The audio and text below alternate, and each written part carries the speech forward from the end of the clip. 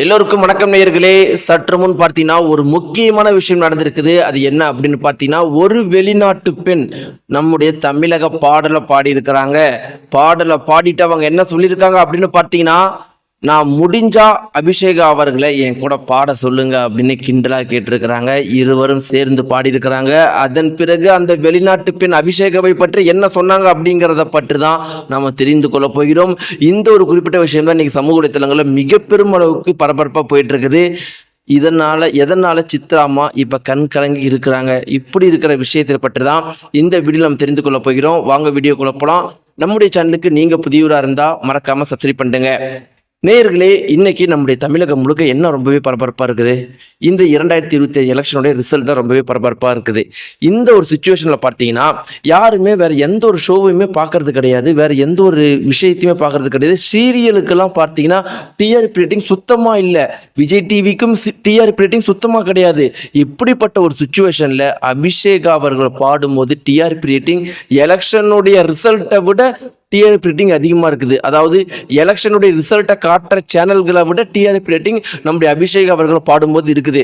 இது ஒரு மிகப்பெரிய அற்புதமாக பார்க்கப்பட்டு வந்துட்டு இருக்குது.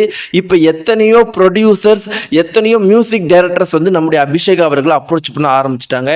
அதே மாதிரி நம்முடைய அபிஷேக் அவர்கள் ஸ்டேஜில் பண்ணுற சாதனையை விட ஸ்டேஜுக்கு வெளியே பல சாதனைகள் பண்ணிட்டு இருக்கிறாங்க. அவங்க பண்ண சாதனைகள் அப்படிங்கிறது 1, 2 கிடையவே கிடையாது.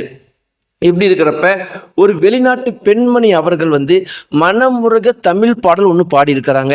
அந்த பாடல் பார்த்தீங்கன்னா மிக பெரும் அளவுக்கு வைரலாக போயிட்டு இருக்குது. அவங்க பொதுவாகவே அவங்களுடைய வேலை என்ன அப்படின்னு பார்த்தீங்கன்னா தமிழ் பாடல்களை பாடுறது அப்படின்னு. அவங்களுக்கு பொறுத்த வரைக்கும் தமிழ் மேலே ஒரு மிகப்பெரிய ஆர்வம் இருக்கு. அவங்களுடைய இன்ஸ்டாகிராம் ப்ரொஃபைலில் தமிழ் பாடல்களாக தமிழை மனமுருகி பல பாடல்கள் பாடியிருக்கிறாங்க. அவங்க அபிஷேகா அவர்களை பற்றி கேள்விப்பட்ட உடனே அபிஷேகா அவர்கள்கிட்ட பாப்பா என் கூட ஒரு சேர்ந்து பாட்டு பாடுறியா அப்படின்னு கேட்டிருக்கிறாங்க. அபிஷேகா அவர்களும் ஒத்துருக்கிறாங்க, சரிங்கக்கா அப்படின்னு ஒத்துருக்கிறாங்க. இருவரும் சேர்ந்து பாடின பிறகு அந்த வெளிநாட்டு பெண் என்ன சொல்லியிருக்காங்க அப்படின்னு பார்த்தீங்கன்னா, எனக்கு எத்தனையோ பேர் வந்து மியூசிக் சொல்லி கொடுத்து தான் இன்னைக்கு இந்த மியூசிக்கை நான் தமிழில் பாடிட்டு இருக்கிறேன். ஆனால் அபிஷேகா அவர்கள் எனக்கு எதுவுமே சொல்லி கொடுக்கல. அந்த பாப்பா என் கூட சேர்ந்து பாட மட்டும்தான் செஞ்சாங்க.